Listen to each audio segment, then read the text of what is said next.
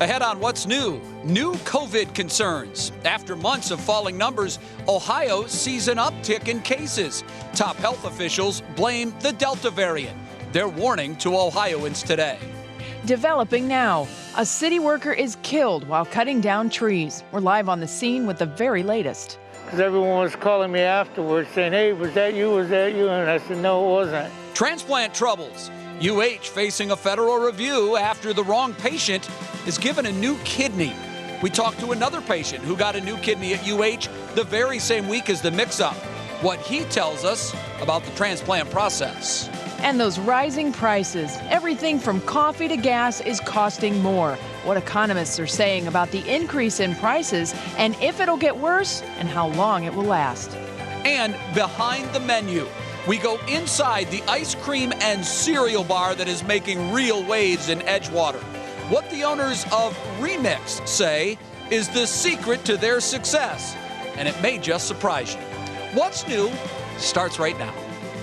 And now, live from WKYC Studios, this is What's New. Happy Hump Day, everybody. Yes, it is Hump Day. I love Hump Day. You would be amazed at the conversations that happen when the camera is not on. Today is one of those days. Anywho, I'm Betsy Kling alongside Jay Crawford, who always keeps me on my toes. Thank you so much for joining us for our What's New show. It is so good to be with you again. A very good Wednesday afternoon to everyone at home, and of course to Betsy as well. Yeah, well, we begin tonight with new information on the Delta variant sweeping the country. This has definitely got a lot of people talking. Cases are on the rise in 28 states, and a third of the new cases are in 5 hotspots with low vaccination rates. And today, state health officials gave us a clearer picture of where the Delta variant stands here in Ohio. Our senior health correspondent, Monica Robbins, joins us now. Monica, should we be concerned? Well, yeah, I think we should, especially if you're not vaccinated. You need to be concerned. You know, we are very, very lucky here in Northeast Ohio because most of our counties are at or over the state average of 45% fully vaccinated. Cuyahoga County, for example, is at nearly 54% of those who have at least had one dose. Lake County, 55% at least people who have had one dose. But today's discussion was basically a warning to those who are not vaccinated or those who can't be, such as children. So we all know masking, social distancing, and avoiding crowds should continue because the Delta variant is here. It's spreading fast and has the ability to make people more sick. The difference for the Delta variant is it takes less of the virus going from my mouth or my nose to yours to potentially infect you. Estimates are that it's about 50% more contagious than Alpha, or the B.1.1.7 so-called UK variant, which itself was 50% more contagious than the variant which caused our winter surge. So what's also encouraging here in Ohio is that we're not seeing a surge in hospitalizations yet.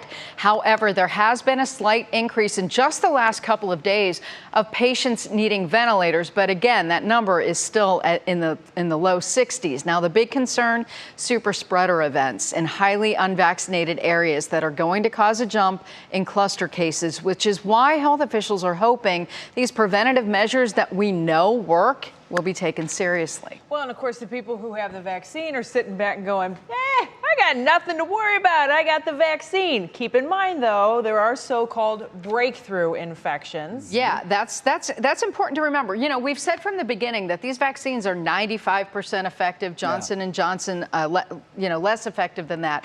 About 45 states keep data on breakthrough infections. Ohio is one of them. And between March 2nd and the end of June, there were 19 deaths of fully vaccinated people, according to Dr. Vanderhoff. And he says the median age was 81, and many of those people had underlying conditions too. Now, these vaccines are effective. We know that. But again, they're not 100%. Nationally, breakthrough deaths are happening in about 1% of the vaccinated people. Also, a lot of people have conditions which may make the vaccine even less effective, such as cancer treatments. So there are a lot of variables, but it is very clear the vaccines do work in the majority. And I've been checking around, and our hospitals are seeing 99% of the people in hospitals are unvaccinated. And I believe we can say 100% of the recent deaths are in people that are not vaccinated. In case you're wondering, is it still killing people in Ohio? I looked today, 100 people have died of COVID since July 1st. That's just 2 weeks, all of them unvaxxed. Yeah, I think the data is there, but again, you know, for kids, little kids, you know, we have people here who are, you know, moms who are still wearing their masks because they're afraid they don't want to take anything home to the kids, and that's why we need to remember those prevention methods that we've been using, they did work, and if you're not vaccinated or you can't be, I think it's really important that you remember those things do work, and you might want to practice them again. Well, I'll hang my head in shame. I have been lax on making Violet wear her mask when we're out and about, and I think that's going to have to change. Yeah, it may, and especially in crowded areas. Yeah, you got only 6, so she can't get that vaccine. Yeah. All right. Thank you. Don't go far. We'll see you in just a little bit for Wellness Wednesday. You got us. Okay, Monica, thanks. We turn now to a developing story here in Cleveland. A tree in Cleveland's cultural gardens fell and killed a city employee late this afternoon. 3 News' Jorge Ramos Pantoja joins us live from the scene with what he knows now. Hi, Jorge. Hi, Betsy. It's really a heartbreaking tragedy. Not only for the family members of this city employee, but also to his co-workers who left their home this morning to make a living, and one of them never made it back to his family. Some of those co-workers, you can actually see them right behind me. There seems to be some sort of investigation going on right now, and details are very limited at this point, but this is what we know. EMS tells me they received a call just before 1 p.m. asking for help. When first responders arrived here on scene, they saw a city employee laying on the ground and multiple heavy branches in the surrounding area. We are told that city employee and his co-workers were performing maintenance work here at the Cultural Gardens near the intersection of MLK Drive and St. Clair Avenue at the moment of the incident. However, at this point, it is not clear how this tragedy happened. The medical examiner still has not released a cause of death. The city of Cleveland provided us a statement saying that they are saddened and still awaiting details of this incident. They also said they'll release those details as soon as they are available. Of course, we'll keep you updated as soon as that happens. Betsy. All right, Jorge, thanks so much. I know you'll have an update for us on what matters most at 6. Now on your feed at 5, a follow-up to the kidney mix-up at university hospitals. We told you about this Monday. That's when a patient received a kidney meant for someone else. Laura Queso spoke to a hospital spokesman today about the investigation into just how this could have happened. Laura, good afternoon to you. I understand you spoke with a patient who was getting a kidney transplant at UH the same week this big mix-up happened. Yeah, that's right. And going back to university hospitals, Jay, it acknowledges the error resulting in one patient receiving a kidney, yes, meant for another patient. Today, it released another statement, writing in part, UH will take the actions necessary to prevent such a mistake from ever happening again. In respect for patient privacy, we are also prohibited from providing information about the care they received. And Jay, you mentioned it. I spoke to a patient who was in the hospital getting a kidney transplant at UH just 5 days after the error. He tells me his friends and family were calling him nonstop, wondering if he was the actual patient who received that wrong kidney. Luckily, he was not, but he did tell me protocol within the hospital was really strict. You got to state your name, your birthday, and then even when you're with your food trays and stuff, you got to give your name and the birthday.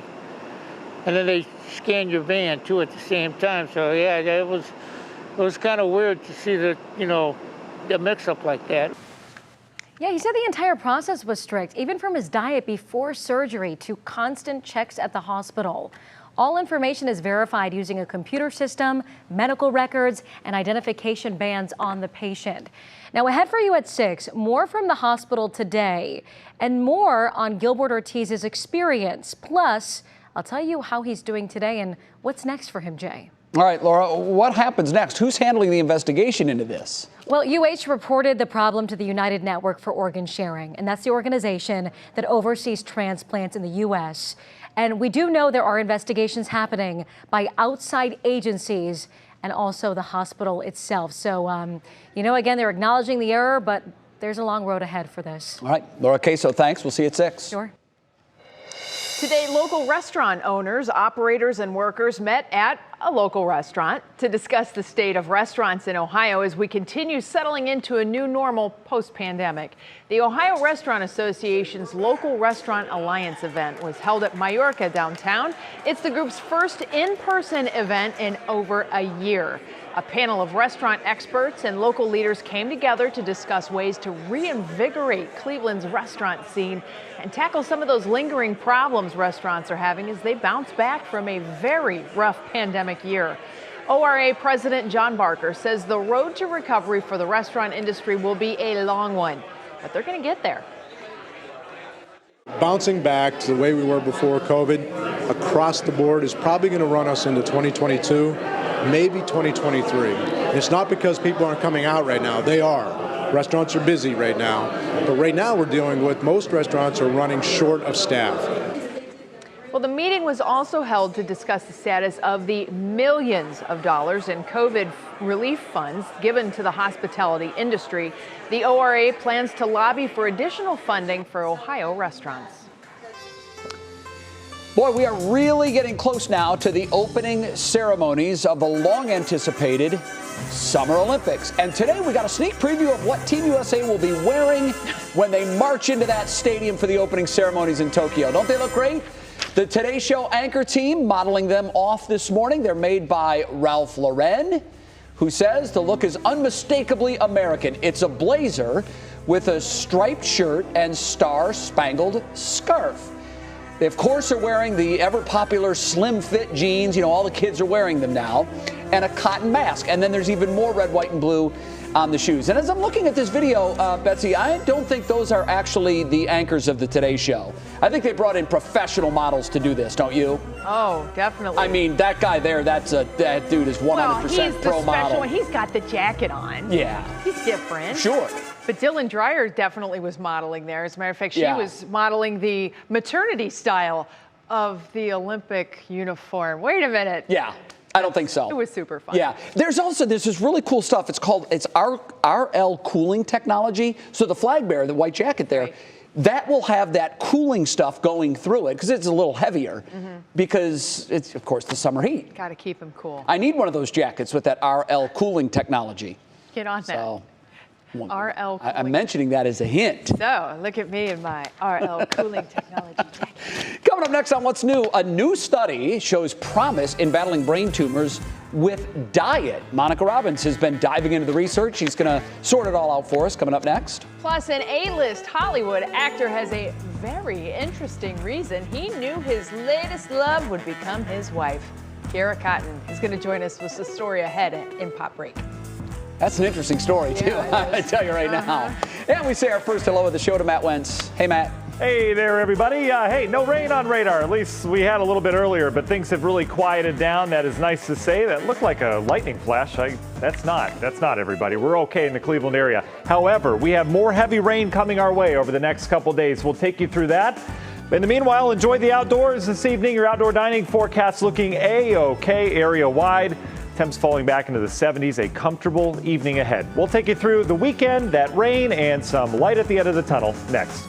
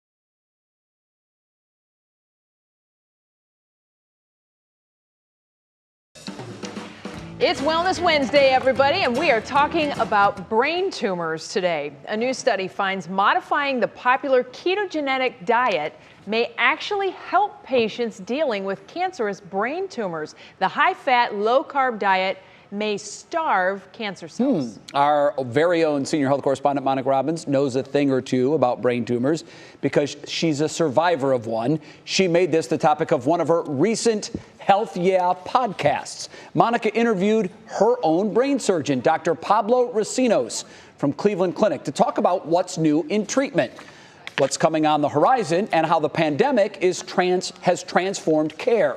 Lockdowns and travel restrictions shined a light on the importance of people being able to get a virtual second opinion from out of state.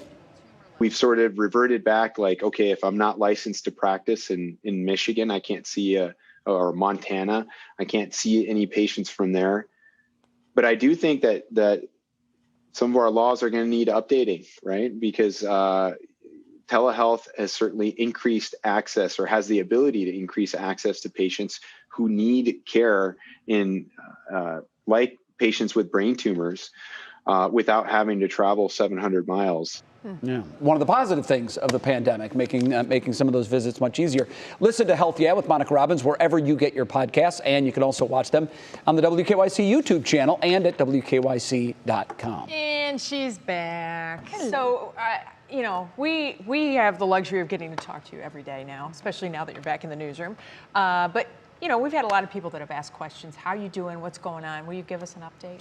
Yeah, I still have a brain tumor. I think a lot of people forget. They think that, boop, popped it out of my head, and I wish that was the case, but it's not. I still have a brain tumor. Next for me, we're monitoring it every 6 months, and next for me, one of the issues is I'm having a little squirrely vision. So there is tumor in my eye socket and the back of my left eye. So next for me, I'll probably have to go see a neuro-ophthalmologist, probably making that appointment sooner rather than later. And then we'll go from there and figure out what we're gonna do. But yeah, it's something that I knew when we had the surgery, it was just one step in a very long journey. But I am doing my own homework, and I am staying in close touch with a lot of neurosurgeons and experts in that field, and figuring out, okay, if this happens, can I do this? And if and I encourage everybody to do that. I'm being my own advocate because I have to. Sometimes too much information can be a bad thing. Like I heard you say, don't go on the internet and look things up because you're going to be scared to death. You included. In your case, with all the information you have, does that give you comfort, or does it give you cause for more concern? I'm one of those people that I am uncomfortable when I don't have answers. Right. So I need to find it, and I don't get caught up in, oh, this is a bad case scenario, because then I take that and I go and ask my doctor, is this something I need to worry about? But I don't panic about it. Sure. Because just because it may happen doesn't mean it's going to happen to me. And so there's a lot of things out there. A lot of people, I always tell people, don't Google. Yeah. But in my case, I'm the health reporter. I know what to Google. She attacked us. And what you see here is not Monica putting on a brave face. This is actually how she just, you say, hey, how you feeling? And she'll launch into, well, blah, blah, blah, blah, and all the new stuff that you found out. And, oh, this is a cool treatment. And I talked to another person that had this. And it's so phenomenal how, we think you're being brave. You think you're just being Monica. And I mean, it is what it is. I don't mean to sound trite about it, but it is what it is. And I encourage anybody who's dealing with any kind of health condition, don't give up. Yeah. I have no intention of giving up or letting this thing, mess up my life. I'm just going to keep doing what I can. She'll give an update and I'll be, she's like, no.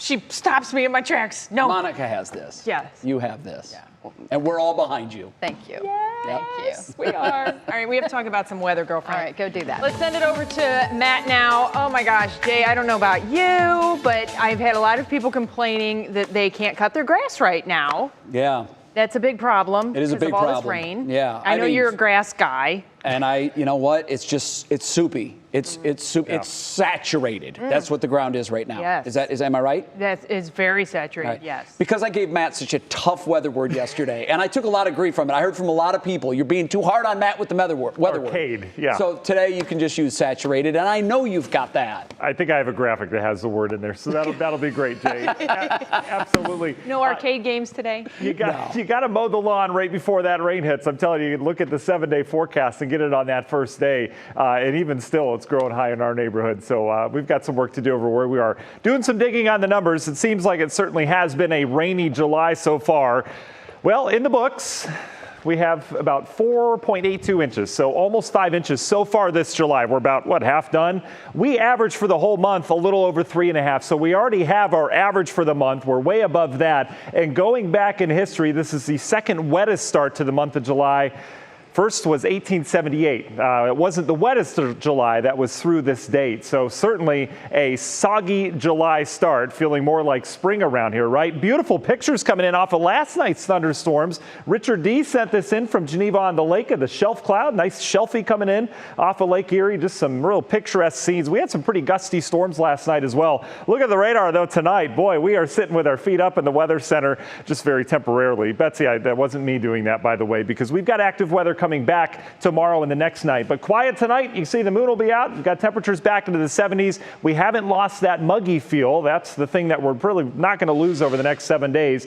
Big picture, here's the system that was just plaguing us over the last few days. Low pressure now way up in Canada. So that's gone. We're kind of in between. We did have some showers try to fire up along the lake breeze today. Pretty ominous scene off towards our north and the west with a large cluster of showers and storms. That's along our next frontal boundary. That frontal boundary will sag south tomorrow. We'll start to see some clouds off of this tomorrow morning. We should stay dry through the morning hours, but it's late in the day. We'll likely see another cluster develop and move inland. So our saturated ground outside getting some relief tonight as we have mainly clear skies. We'll have some clouds dotting the area with your national Design-Mart hour-by-hour forecast. But tomorrow morning we wake up, we should see some sunshine, likely those high clouds off the storms to our west. By afternoon, though, that's when we start to increase that chance for showers and storms. Models never have a good handle on these clusters this time of year. So we'll likely be seeing something coming in from the west. Afternoon and evenings, what we need to watch. Temperatures tomorrow, I think up near 90 degrees and humid. And then Friday, we're going to have more of the same around here. In terms of thunderstorm threat and rainfall, we've got some very heavy rain potential over the next couple days with more storms, unfortunately. Union Hill Mortgage 7-day forecast cooling down Friday and Saturday, but still some storms in the forecast. We'll clear it out by Sunday and next week. More sunshine in the forecast, temps in the 80s. We'll be right back.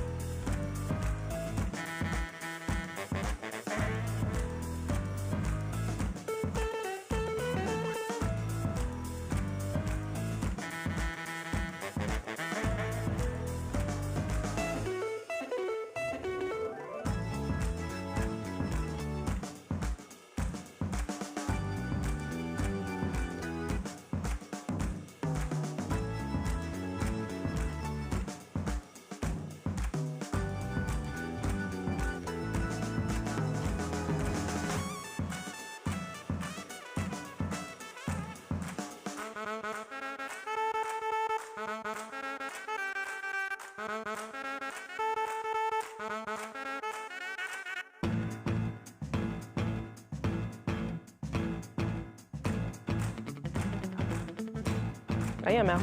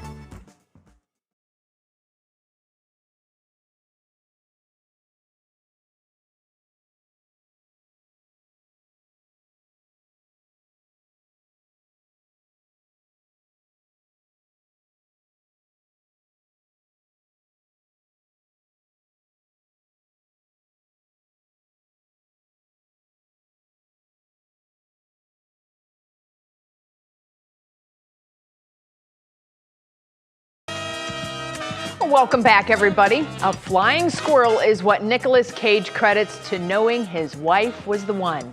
Yes, a flying squirrel. Kara Cotton has all the details on that and more in today's Pop Break. We've all heard the saying, love at first sight. But what about love at flying squirrel?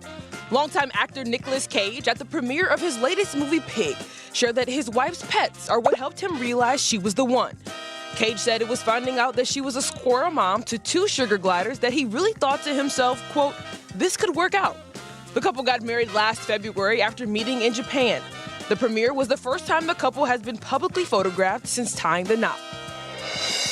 And thanks to Marvel fans, the god of mischief has evaded death yet again. The Disney Plus show Loki has been renewed for a 2nd season.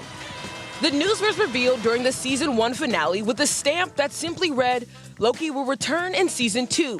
With the return of Loki, Disney Plus is also burdened with glorious purpose, as it is the first Marvel Studios series to confirm multiple seasons. There was nothing sour about Olivia Rodrigo's visit to the White House today. The popular 18-year-old actress and singer visited the Oval Office to record videos encouraging other young people to get vaccinated against COVID-19. Rodrigo confirmed her visit to the White House by commenting on the president's Instagram post yesterday saying, quote, see you tomorrow, end quote. The videos recorded will later be shared on social media. And we also want to say congratulations to Chicago Sky star Candace Parker, who became the first woman to appear on the cover of the NBA 2K video game. Wow, that's cool. I didn't know that. A well-deserved and some would say overdue honor. Yeah, She's a breakthrough player. I mean, there's no question about it. And you knew it was a matter of time before it happened. So, yeah. Candace, if there had to be someone in the game right now, it had to be Candace. Absolutely. Yeah, very cool. Thanks, Kara. Sure thing. All right, ahead in the second half hour of What's New, as the price of just about everything is on the rise, how long will it be before the government gets inflation under control? We're going to talk about that. And should marijuana be legal on a federal level? There's a renewed push to get that done. We'll tell you who's behind it. And we go behind the menu, or I should say, Jay goes behind the menu at Remix in Edgewater. It's a fun new twist on ice cream. No wonder you got that plum assignment. It involves your favorite breakfast cereals. This just is like you in a cup. Jay had to go check it out, and we'll see what he came up with when we come back. You're gonna get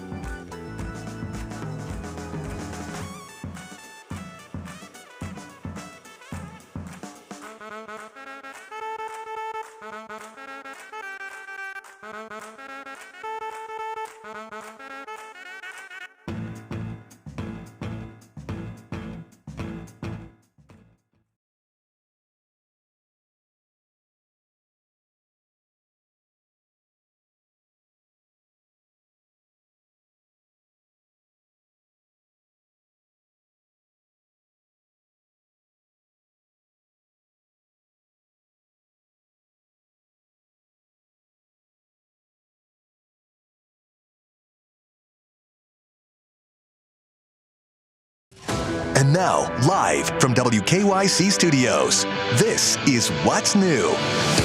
We begin at 5:30 with three things you need to know. A tree fell on a city worker in Cleveland this afternoon, killing him. Crews were performing maintenance work at the Cultural Gardens close to the intersection of MLK Drive and St. Clair Avenue when the incident happened.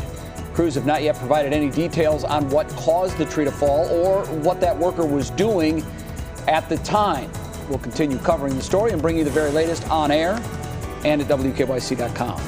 And we have some breaking news on the vaccine front. Governor Mike DeWine signed an amendment to House Bill 244 this afternoon, which prohibits public schools and universities from requiring a vaccine that has not been fully approved by the FDA. Right now, the COVID vaccine has only been approved for emergency use authorization for those 12 and older. And until it's fully approved, students will not have to have it to attend school. We have that information on WKYC.com. And Betsy, the Delta variant is making an impact on Ohio. State leaders said this morning that the number of cases have likely more than doubled the 15% rise from 2 weeks ago. Ohio Department of Health Chief Medical Officer Bruce Vanderhoff said current vaccines are effective against the variant, but if you're not fully vaccinated, you could catch the variant. Delta is highly contagious and is spreading faster almost everywhere it has gone. And with that, we welcome you into the second half hour of What's New, along with Betsy Kling. I'm Jay Crawford on a Wednesday afternoon. Yep, and we are keeping an eye on the radar, but so far it has been high and dry. There is more rain in the forecast. Matt's going to have an update for us coming up in about 15, 20 minutes or so. But we have been talking a lot recently about price hikes here on What's New, and the growing inflation is today's top talker. It's the biggest increase in well over a decade, and it's affecting just about everything. Yesterday we talked about coffee, we've talked about patio furniture, we've talked about lumber. NBC's Stephanie Rule breaks down what we all need to know.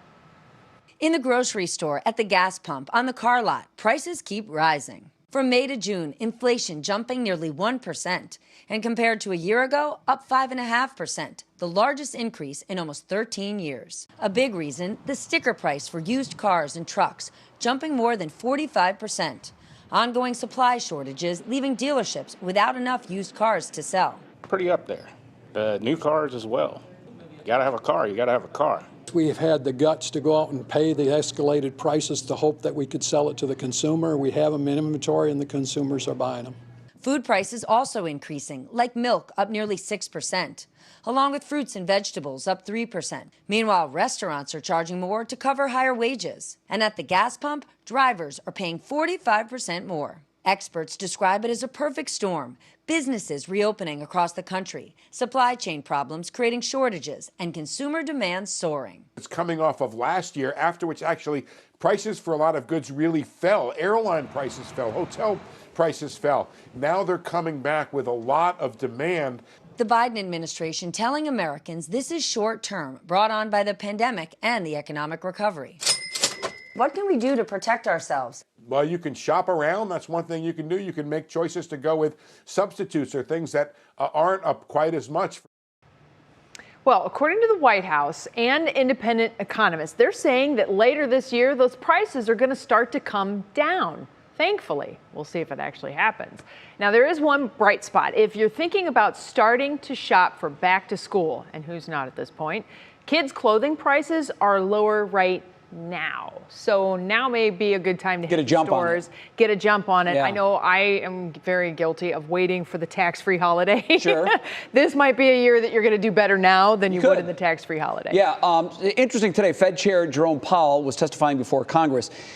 He said, actually, he's surprised that these numbers are up as high as they are. He said he's confident the numbers will be down in about 6 months, but you don't know on these things. Right. And he said if they're not, he's prepared to take action because obviously keeping the price hikes as low as you can is critical for the economy. It is critical for the economy. This is tricky. When you throw a lot of extra money into any economy, you devalue the dollar. The more of anything, the less it's worth. And that's exactly what's happened now. A lot of people have been hoarding that money that they got from the pandemic checks. Yes. And that is increasing the price of everything.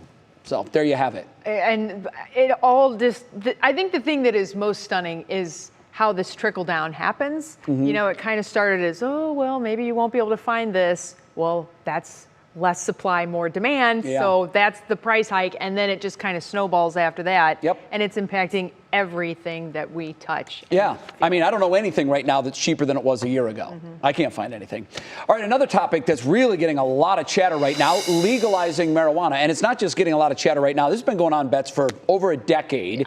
It's a big debate. Should marijuana be legal? It already is in some states.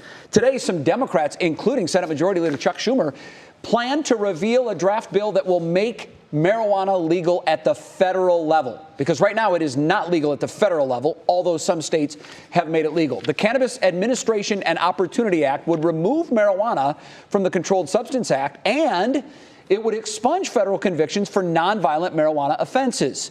It would also establish a way to tax marijuana. Aha, and that's there the it key. is. That's the big key. Well, President Joe Biden supports decriminalizing the drug on the federal level and expunging convictions. So far, as Jay mentioned, 18 states and Washington, D.C. have legalized recreational marijuana. 37 states have legalized it for medical reasons. That does include Ohio. An interesting stat to tell you about. In 1969, 12% of Americans supported legalizing it. Yeah. This is the hippie movement, right? Only 12% were kind of like, hey, well, let's just go for it.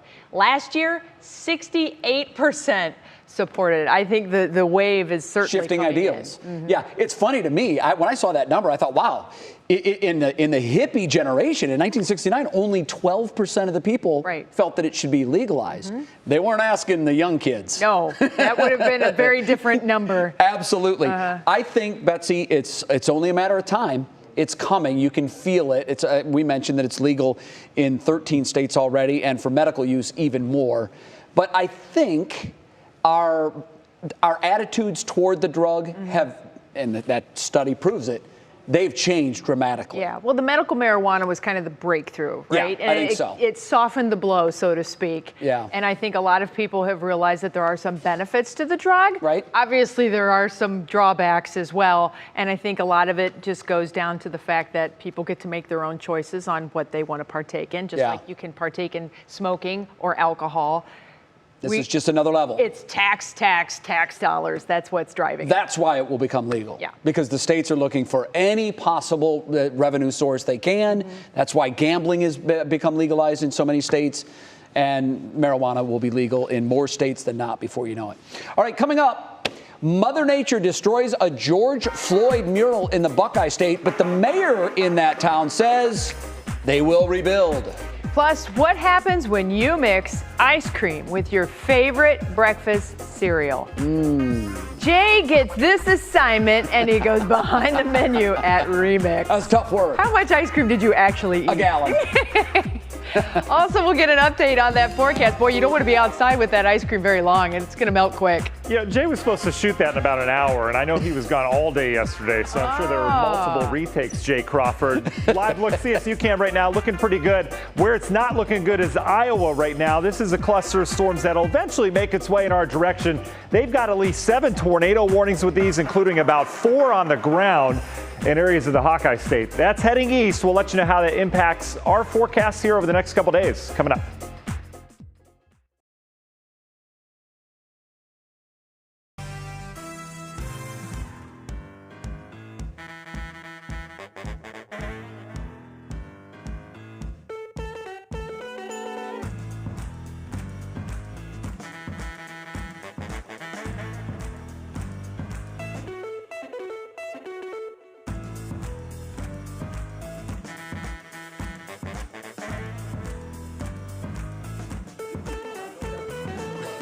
Hey, Al, in Cooking in Cleveland today, we are talking about the George Floyd mural that got destroyed by lightning, among other things.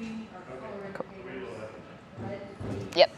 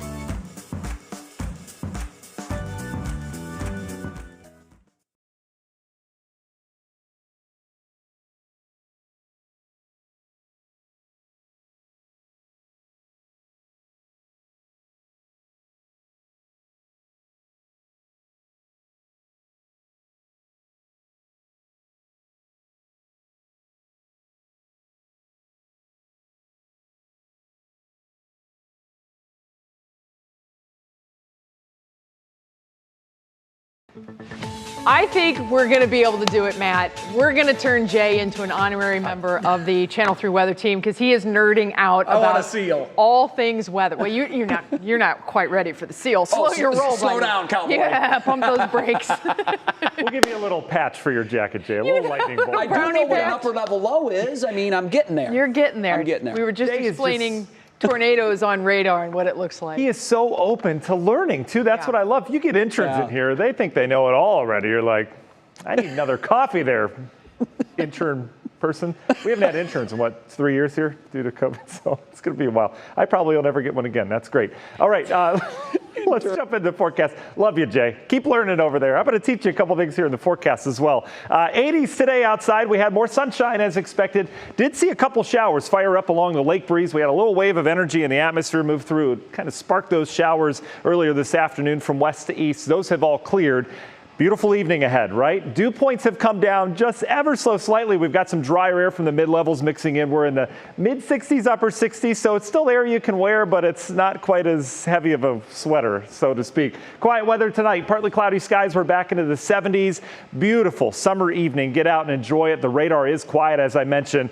There's enough moisture in the atmosphere. We could still spark a shower. You can see we have had a couple showers sparking around the lakes, but again, 99% of us will be dry. Off towards the west. This is where things get interesting. This is our next weather player. Frontal boundary will settle south. This is the kind of frontal boundary on a ridge that sparks these big clusters of storms that you see that just kind of traverse the landscape. I mentioned it before the break. Iowa getting just hammered right now. They've got multiple tornado warnings. Those black box tornado warnings are observed. So those are tornadoes that are actually on the ground. All this heading east, not expecting tornadic weather, but what I'm going to watch over the next 24 hours, these storms that are developing now are going to put out a boundary. So those storms will head through Illinois tonight, Indiana tomorrow morning, and wherever they end up, they'll end up weakening, but that boundary of energy is where we're going to see new storms fire tomorrow, and that's what we'll be watching tomorrow afternoon and evening move in from the north and the west. So National News IMART, big picture look as we always do, the second half of the 5 o'clock hour here. You can see as we go through time, we are bringing that boundary in here with rain and storm chances tomorrow later in the day. Morning's fine, midday's fine. It's later in the day we have to watch some of those storms. That front, however, will settle across northeast Ohio on Friday, so we'll likely see another wave of showers and storms move through at some point Friday. More rain in the forecast. Unfortunately, some of this could be on the heavier side. Saturday, we still have rain in the forecast. May not be a washout if we get the storms through early, but still some rain. And then Sunday, just want to push this a little bit further down to the south. Lingering showers possible on Sunday. We're going to try to clear this out in the forecast. But in terms of rainfall, this is not good news. This is an area, obviously, that has seen a lot of rain over the last couple days. And unfortunately, we have the chance of some more heavy rain-producing thunderstorms over the next couple days. Union Home Mortgage 7-day. Hot tomorrow. Again, late-day storms. Rain and storms likely Friday, Saturday. Sunday will clear us out. We've got to get that out of here. Next week, we bring in sunshine, warmer temperatures, and nice summer-like pattern. Jay. All right, I like that. Monday, Tuesday, 2 thumbs up. Thank you, Matt. Right now, time to see what's clicking in Cleveland, and you know the drill there. We bring in our digital anchor, Stephanie Haney, to take us through that. Hi, Steph. Hi, Jay. Happy Wednesday to you. Happy Wednesday to everyone at home. We have to let you know about an important conversation happening tonight. Our Russ Mitchell will be moderating it. It's about bias-free policing and racial profiling. It's being hosted by United Way of Greater Cleveland and the NAACP. This is centered around the consent decree between the City of Cleveland and the U.S. Department of Justice. This is what requires the Cleveland Division of Police to engage with our community and improve its policies and procedures. Russ will be joined by Cleveland's chief of police, other city officials, and leaders of activist groups. That's at 6 p.m. tonight. You can join in on WKYC.com, our WKYC app, our Facebook page, and our WKYC YouTube channel. A beautiful mural honoring the late George Floyd has been destroyed in Toledo, unfortunately. It was nothing scandalous, though. The mural got struck by lightning, causing the bricks it was painted on to crumble. But the mayor of Toledo and the artist, David Ross, say they will make sure it gets replaced. Ross created the mural 1 year ago after Floyd was killed by then Minneapolis police officer Derek Chauvin, and Ross says now he wants to put the new mural somewhere where everyone will appreciate it as a reminder of what happened on that day in May of 2020. And the late astronaut John Glenn will be honored this weekend in a 3-day festival for what would have been his 100th birthday on Sunday. Glenn, who died in 2016, was the first American to orbit Earth in 1962. This is a very big deal. The John Glenn Centennial Celebration is happening Friday through Sunday. That'll be in Cambridge and New Concord, which is where he grew up and also where he was born. Lots of different events happening here, and they're all sort of themed around the name of the ship that he was on when he had that orbit, the Friendship 7. Mm-hmm. So many cool things happening there. Space movies. I mean, it's going to be a great event. You know what I wonder? I wonder what John Glenn would think about what Sir Richard Branson did last weekend. He'd probably be all for it, I would think. He probably would, but he'd probably think, you know, I needed this huge capsule and this spaceman suit, and Branson looked like he was just out for a Sunday drive. He would have gone with him. You know, he was the oldest person in space back in 98. I remember that. He would have tagged along, I think. He still is, but we'll see how long that lasts with Bezos going up with Wally Funk. I'm excited for that to happen. Should be fun. Great. Thank you so much, Steph. Well, next up, we're going to take you behind the menu. Meet the masterminds who combine cereal and ice cream right here in the CLE. This is Einstein level stuff. They're brilliant. It is brilliant. Then you're never too old to achieve your dreams. Wait until you hear what this woman did at the age of 102.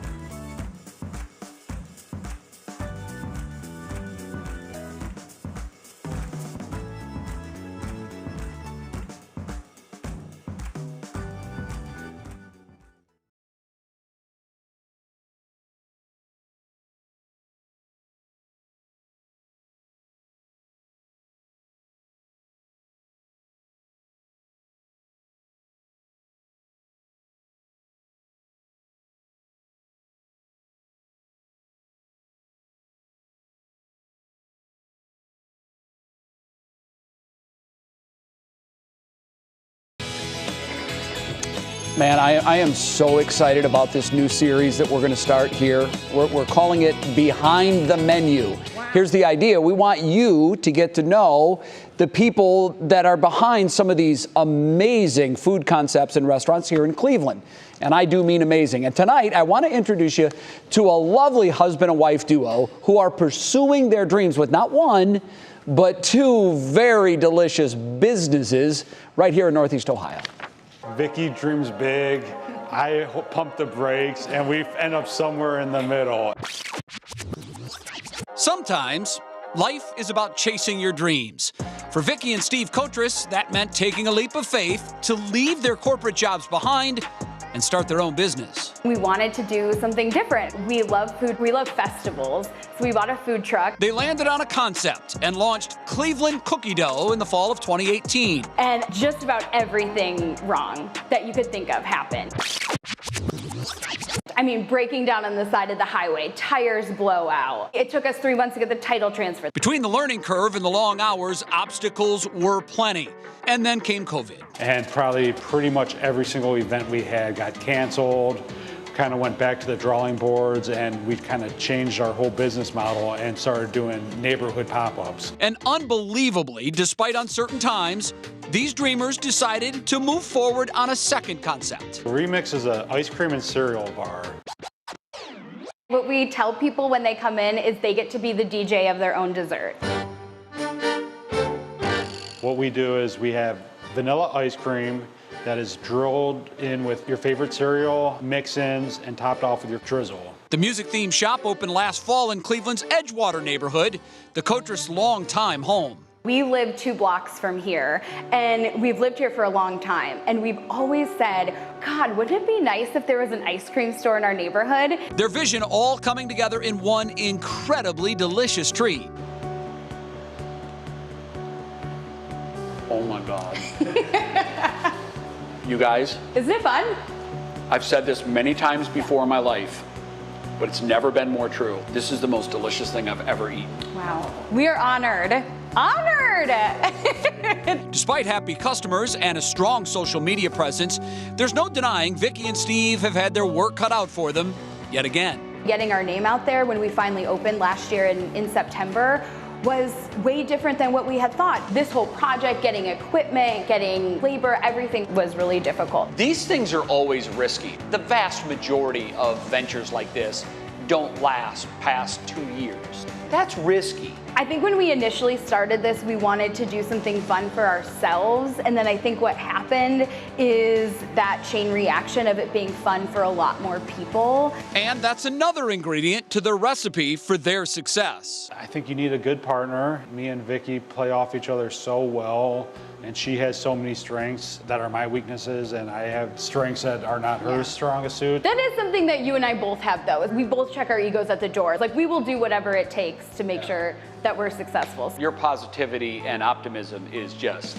palpable. I mean, it's Oh, clear thanks. that you're pumping the good vibes. Thank you. And I find that tends to be rewarded. I think it's contagious. One very sweet reward for chasing their dream. It's kind of what we always thought that it could be. Like, we always wanted to be a focal point in this community. Even if it's starting off small and just doing it at nights and weekends, you just got to make that first step because it's your dream and no one else is going to push you. And that is great advice, and they're doing very well. And these are largely, I know Betsy and Matt was making fun of me because I said it's the greatest thing I've ever tasted. And I also said that when I tried for the first time a Shamrock Shake.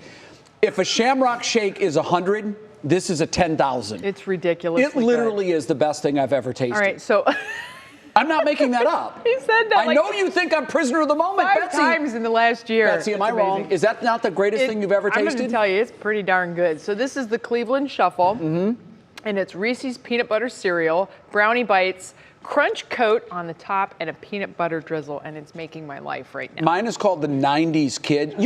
So they have things that you can just order, and it's all pre-ready. You have Fruity Pebbles. Yeah, which are unbelievable. Fruit Loops. Strawberry Pop-Tart. And cotton candy dip. That is so J. Crawford in a cup. That's it. It's pure sugar. And by the way, it's a jillion calories. He is hammering this thing. Oh my goodness! I don't even care. I know they gave me a straw. I can't get it into my system fast enough with a straw. So I'm shoveling it in with a spoon. Inhaling. All right, well, you keep shoveling. Please go there and visit them and tell them that great. What's New sent you because you will thank us later, I promise. Coming up next, wait until you see what this sweet lady accomplished at the age of 102. Pretty special. And then what is coming up on What Matters Most at 6? Money in the mail. Why you could be in line for some pretty big bucks this week from the federal government. All right, more ice cream.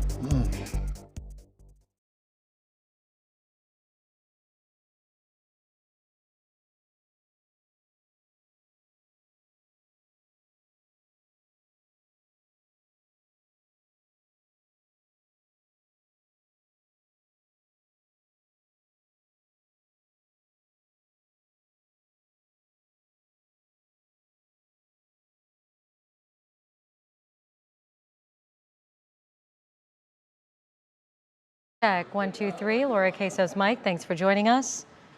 Tonight on What Matters Most at 6, we have a lot of news. All the things that we love the most.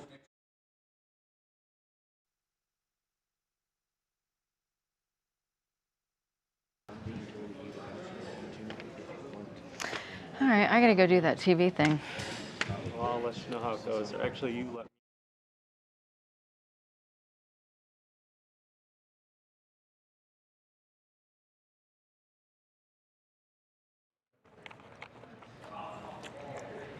Yes, hello. Oops, sorry. You were eating, I was eating. Cleveland police are now investigating the death of a city worker struck and killed. I'm about to.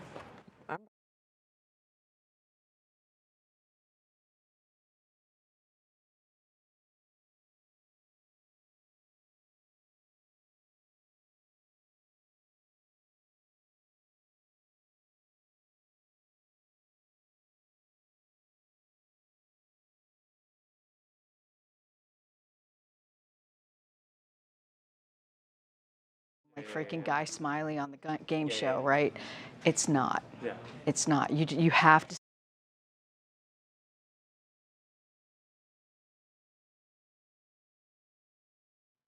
Of course, we will keep you up.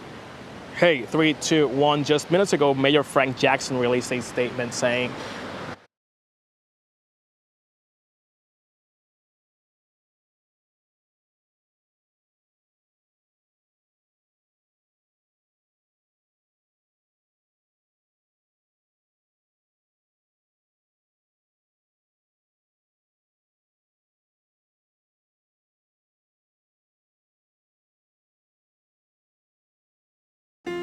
Oh, today's show is something good comes from Illinois. A 102-year-old woman finally earned her high school diploma. Gladys Wright dropped out of high school in 1939, spent her life being a devoted mom and wife. But the thought of dropping out lingered. So with the help of her family, she got her diploma through the adult education program. During the ceremony, the mayor of Paris, Illinois, proclaimed July 7th as Gladys Wright Day. And she also received a key to the city. I think the bigger question is, did she have ice cream at her graduation party?